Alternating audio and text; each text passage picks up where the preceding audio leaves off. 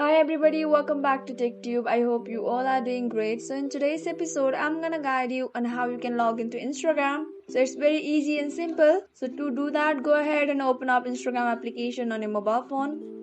Now here the user face will appear somewhat like this. So these are the Instagram account that I have logged in previously. So for instance, let's say I want to log into another account. So just go ahead and tap on log into another account.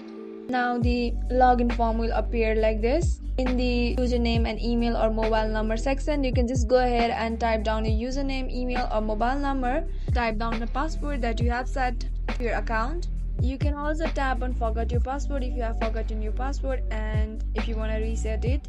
Or you can just tap on any account that you have already logged in and Instagram account will be logged in. So that's all guys. If you found the video to be helpful and informative, go ahead and subscribe to our channel and also press the notification bell for more updates.